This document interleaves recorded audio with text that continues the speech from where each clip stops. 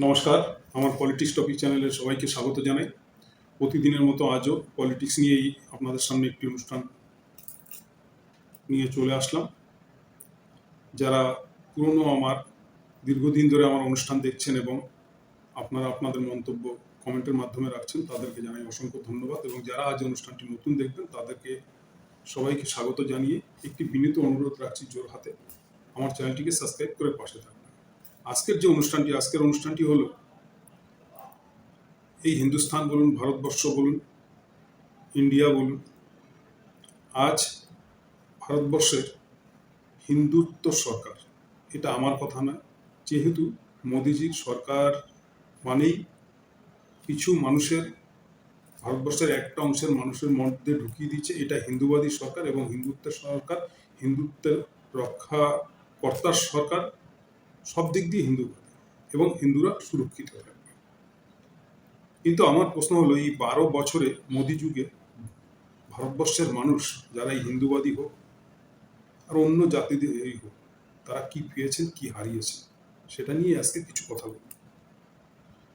পেয়েছেন বলতে ওই একটাই জিনিস পেয়েছে, হিন্দুত্ববাদী হোক আর না হোক, হিন্দুত্ববাদী রাজনৈতিক স্বার্থেই ব্যবহার করুক এই হিন্দু শব্দটি, সনাতনীদের জয় জয়কার বলুক আর যাই বলুক, এটা সৃষ্টি করতে পেরেছেন, এই জাতিভেদটা করতে পেরেছেন মোদিজি, এতে কোনো সন্দেহ নেই। এবং আজকের যেরকম বাংলার বুকেও পালা বদলের পর যতজন জীবন প্রাণ হারিয়েছে অধিকাংশ হিন্দু, এবং যত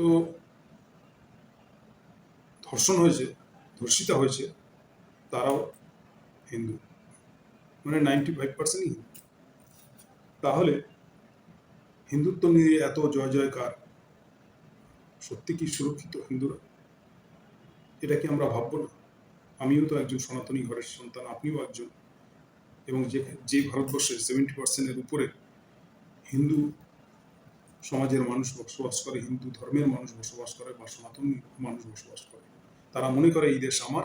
মনে করাটাই না, সত্যি সত্যি তাদের এই দেশ, তার জন্মস্থান, এখানে বেশিরভাগ মানুষের। যাই হোক, তো হিন্দুদের সুরক্ষা তো আশা করবেই, যার জন্য ভালো মন্দ মূল্যবৃদ্ধি যাই হোক না কেন এই সরকারকে সমর্থন করেছে।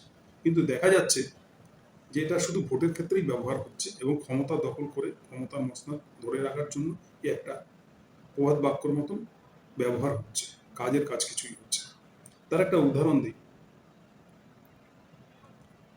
ইন্দিরা গান্ধীর সময় এই দেশে 864টি স্কুল তৈরি হয়েছিল, রাজীব গান্ধীর সময় 570টি স্কুল তৈরি হয়েছিল, কিন্তু মোদি জমানায় এই 12 বছরে 94,000 স্কুল বন্ধ হয়ে গেছে। তাহলে আমরা কি পেয়েছি আর কি হারিয়েছি, নিশ্চয়ই আপনারা বুঝতে পারছেন। এবার একটা কথা বলি, যারা এই জাতিভেদের বেশ ভালো সৃষ্টি করতে পেরেছে ভারতবর্ষের বুকে, একটা ছোট্ট উদাহরণ দিই আপনাদের। ইন্ডিয়া গেট আমাদের, সেই ইন্ডিয়া গেটে শহীদদের সংখ্যা 95,300। তার মধ্যে কোন জাতির মানুষ বেশি শহীদ হয়েছে জানেন? মুসলমান, 61,395 জন।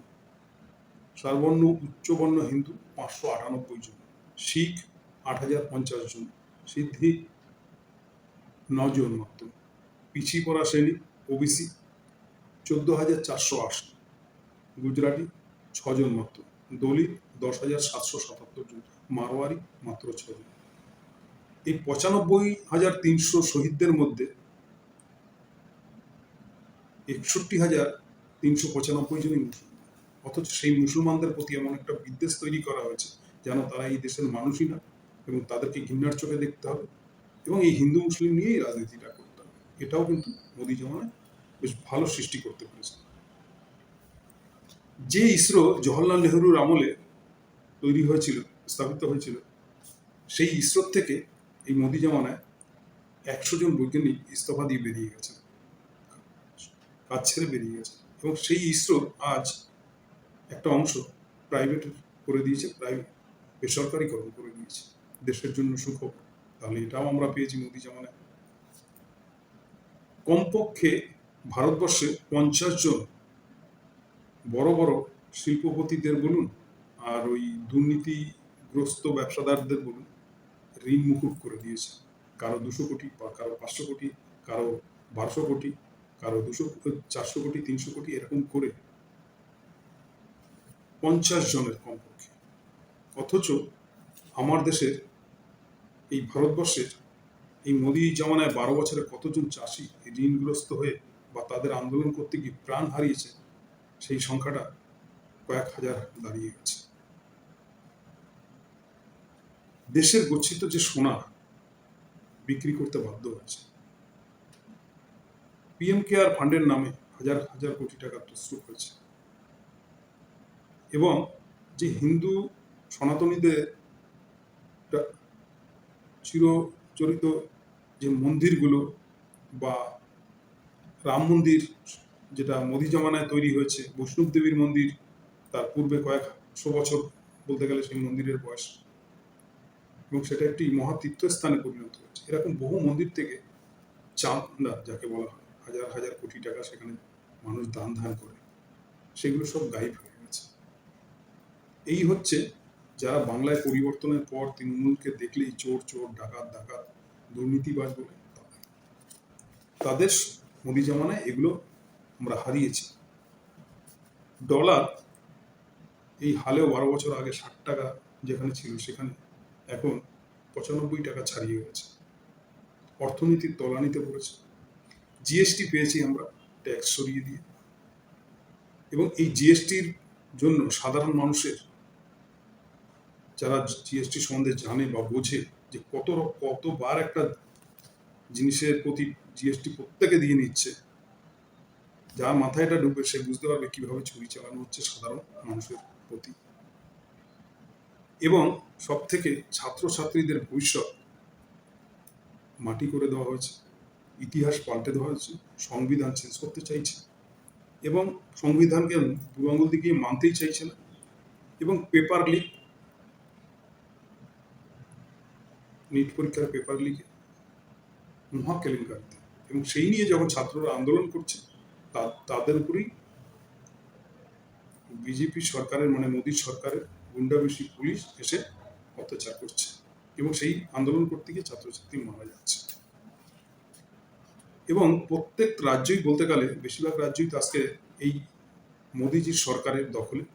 সেখানে এর পূর্বে সরকারে থাকাকালীন এত গণ্ডমূর্খ এমএলএ তৈরি হয়নি। যারা এমনও এমএলএ আছে, যেরকম আমাদের পশ্চিমবাংলাতে কলিতা মাঝি, তিনি নিজে প্রকাশ্য ক্যামেরার সামনে বলেছে, আমি কোনোদিন স্কুলেই যাইনি, আমরা 7-8টা ভাই বোন ছিলাম, লেখাপড়া করতে পারিনি। আচ্ছা, এই কলিতা মাঝি ছাড়া আর কি ওই এলাকায় কোনো যোগ্য মানুষ, শিক্ষিত মানুষ ছিল না যে তাকে টিকিটটা দেওয়া যেত? তিনি জিতেছেন, আমার কোনো আপত্তি নেই, কিন্তু যিনি লেখাপড়া কিছুই জানেন না, তিনি একটা মন্ত্রিত্ব সামলাবে, এটাও দেখতে হবে মোদীজির আমলে, এটাও আমরা পেয়েছি। এবং শুধু এই রাজ্যে না, বহু রাজ্যেতেই, বিহারের মতন রাজ্যে, মানে যিনি মুখ্যমন্ত্রী হয়েছেন তিনি বলছে অঙ্কের ইউনিভার্সিটি বানাবেন, ইতিহাসের ইউনিভার্সিটি বানাবেন। মানে তিনি কতটা শিক্ষিত। মোদীজি নিজেই বলে আমি লেখাপড়া করতে পারিনি, একবার তিনি উচ্চ ডিগ্রি দেখাচ্ছেন, আবার বলছেন আমি স্কুল থেকেই আমার বিদায় হয়েছে, আমি কলেজ যাত্রা করিনি, 35 বছর ভিক্ষা করে খেয়েছি। আবার বলছে এত বছর চা বিক্রি করি। মানে যে দেশের প্রধানমন্ত্রী, যে দলের প্রধানমন্ত্রী ভাষণ এরকম হতে পারে, তারা যখন কোনো রাজ্য দখল করে, সেই রাজ্যের মুখ্যমন্ত্রীও সেরকম নির্বাচিত। যে মুখ্যমন্ত্রী জানে না যে ইতিহাসের ইউনিভার্সিটি কোথায় আছে, তিনি প্রকাশ্য প্রেস কনফারেন্সে বলছে ইতিহাসের ইউনিভার্সিটি বিহারে। অথচ বিহার বলুন, মধ্যপ্রদেশ বলুন, রাজস্থান বলুন, তাদের যারা মানে রাস্তাঘাটের পরিস্থিতি যা সে ভাবা যায় না। এবং আরেকটা কথা বলি, ব্রিটিশরাও শাসন করে গেছে 200 বছর, কিন্তু ব্রিটিশরা যেসব জিনিস ভারতকে দিয়ে গেছে আজও তা অক্ষত। তার মধ্যে একটা হচ্ছে কি হাওড়া ব্রিজ, সপ্তম আশ্চর্যের মধ্যে একটা আশ্চর্য, যার কোনো পিলার নেই, 800 মিটারের মতন দৈর্ঘ্য। আজ পর্যন্ত তার কোনো ক্ষয়ক্ষতি হয়নি এত বছর ধরে। কিন্তু এই মোদির আমলে যত টেন্ডার নিয়ে যত রকম ব্রিজ করা হয়েছে, যত রকম রাস্তা করা হয়েছে, ব্রিজ করলে সেই ব্রিজগুলো 6 মাস থেকে নিয়ে আবার কোনো ব্রিজ তৈরি করতেই ভেঙে গেছে, চালু হতেই ভেঙে পড়েছে, বহু মানুষের প্রাণ গেছে। আবার রাস্তা, যেসব রাস্তায় হাজার হাজার কোটি টাকা খরচা করে টেন্ডার পাস করে রাস্তা তৈরি হয়েছে, 2 মাস যায়নি রাস্তা ধস নেমে পড়ে আছে। এইভাবে সারা দেশব্যাপী উন্নয়নের জোয়ার চলছে, জাতিভেদ চলছে। আবার আরেকটা জিনিস আমরা পেয়েছি, গরুকে মা ডাকতে হবে, গরুকে পুজো করতে হবে। কিন্তু এই সরকারের মদতেই হিন্দু ব্যবসায়ীরা সেই গরুকে হত্যা করে তাদের মাংস পিস পিস করে প্যাকেটিং করে বিদেশে পাচার করছে, যার থেকে কোটি কোটি টাকা এই ভারতীয় জনতা পার্টির পোশাক হয়ে চলে আসছে। দ্বিতীয়ত কথা, মূল্যবৃদ্ধি এমন জায়গায় পৌঁছেছে যে সাধারণ মানুষের বেঁচে থাকাই মুশকিল। আজকে দেখুন বাংলায় যেরকম সরকার পরিবর্তন হয়েছে, পরিবর্তন হওয়ার পরে চিনির দাম 40 টাকা কেজির থেকে 75 টাকা, মানে 1 কেজি চিনিতে 35 টাকা রাতারাতি বেড়ে গেছে।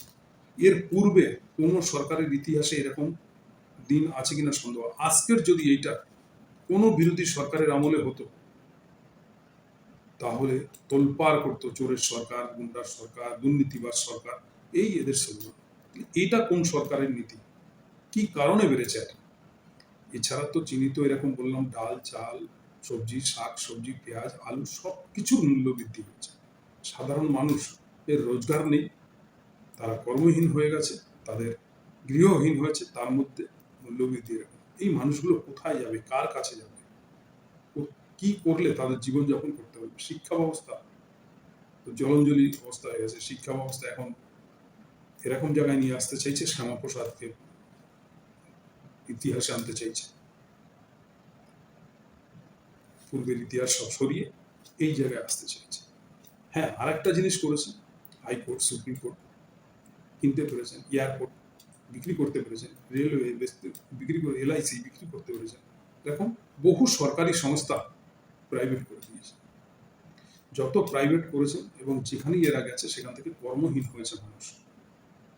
এই মানুষগুলো দেশের কি শুধু জয় শ্রীরাম, ভারত মাতা কি জয়, মোদিজির জয়, মোদিজির মূর্তি বানিয়ে পুজো করা, পাকিস্তান, বাংলাদেশ, মোল্লা, হিন্দু মুসলমান, আমি সনাতনী, এই বলে লাফালাফি করলে জীবন যাবে? তার ছেলে মেয়ে উচ্চশিক্ষিত হবে, তার ছেলে মেয়ের ভবিষ্যৎ তৈরি হবে?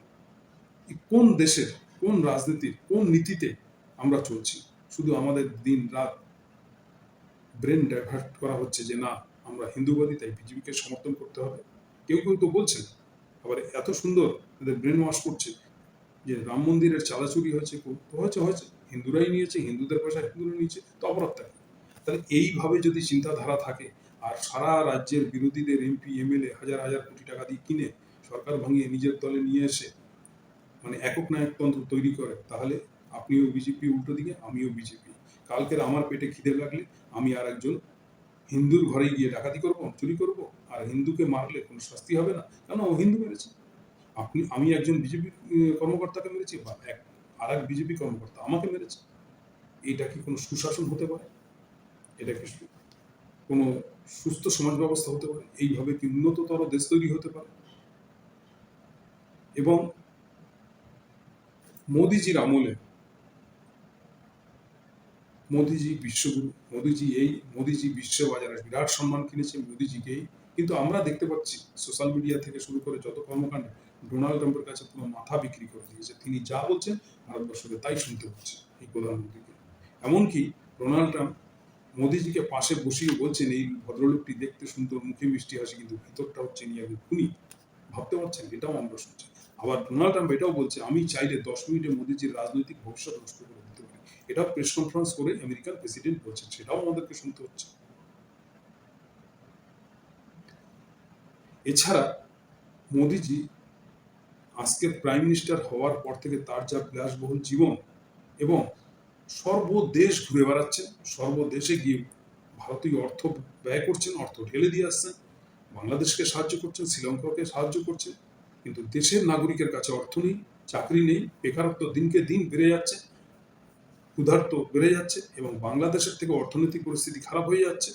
সেসব দিক দিয়ে হুঁশ নেই। অথচ বাংলাদেশে যখন দীপু দাসের মতো কোনো ওই জেহাদিরা কোনো সনাতনী ভাইকে হত্যা করে, তখনও সেই ইউনিট সরকারের হাতে কোটি কোটি টাকা সাহায্য করে। তা সত্ত্বেও আমরা মোদিজি সনাতনী অমুক তমুক করে লাফালাফি করছি এবং গর্বের সাথে ঘুরাচ্ছি। আচ্ছা, আর একটা কথা, এই যে 12 বছরে মোদিজি এতগুলো দেশ ঘুরেছে, সেই দেশগুলো থেকে কি নিয়ে কিচ্ছু নিয়ে আসতে পারেন না। কিছু জিনিস আছে ওই আদানিকে পাইয়ে দিয়েছে। কারণ আদানির জন্যই যিনি যে শহর যে দেশে গেছে সেখানেই কিছু না কিছু আদানি করেছে, এই এক। দ্বিতীয়ত কথা, মোদিজির যদি সারা বিশ্বের কাছে এত গুরুত্ব থাকে, মোদিজির যদি এত ভ্যালু থাকে, মোদিজির যদি এত থাকে, পাওয়ার থাকে, কটা বাইরের প্রেসিডেন্ট আমাদের দেশে ভারতবর্ষে এসে দেখা করে মোদিজিকে কোনো বড় মাপের কিছু তাদের দেশের আর্থিক সাহায্য বা অর্থ দান করে গেছেন? বা মোদিজির সাথে কজন প্রেসিডেন্ট বিশ্বের দেখা করতে এসছে? কিন্তু মোদিজি সর্বদেশের প্রেসিডেন্টের সাথে গিয়ে গল্প করেছেন, খেয়েছেন, দিয়েছেন, মেলোডি অনেক কিছু করেছেন। মানে তাতে কি হয়েছে, দেশের অর্থ ফাঁকা করা হয়েছে, ওনার ঘোরা হয়েছে, বিশ্ব ঘুরে বেরিয়েছে, তাই বিশ্ব ঘুরে হচ্ছে। একটু ভাববেন যে মোদিজি 100-র উপরে দেশ ঘুরেছে, আপনি কি পেয়েছেন? কিন্তু আপনার আমার দেশের পয়সা, আপনার আমার ট্যাক্সের পয়সাই কিন্তু মোদির এই ফুর্তি আমোজ এবং বিলাসবহুলতার জীবন। তাই আমাদের সময় এসছে বিচার বিবেচনা করা। শুধু জাতি নিয়ে আর ওই হিন্দুত্ব নিয়ে, সনাতনী নিয়ে লাফালাম, এই করে কিন্তু আমাদের সনাতনী ধর্ম যে জাগ্রত হওয়া বা সম্মান বিশ্ববাজারে, তা লোপাট হতে চলেছে। কেননা আজ বিশ্ব বলছে এরা সনাতনী নামে নিজেদের ধর্মকে নিজেরাই ঢুকাচ্ছে। কেননা এই ধর্মটাকে এরা রাজনীতিতে ইউজ করে সর্বশেষ জায়গায় চলে যাওয়ার মতন পরিস্থিতি তৈরি করে ফেলেছে। যাই হোক, আজকের ভিডিওটা এখানেই শেষ করলাম। আজকের অনুষ্ঠান কেমন লাগলো অবশ্যই আপনারা কমেন্টের মাধ্যমে জানাবেন, এবং আমার থেকে যদি কোনো ভুল বার্তা যায় আমি জোর হাতে আপনাদের কাছে ক্ষমা চেয়ে নিচ্ছি। আমার চোখে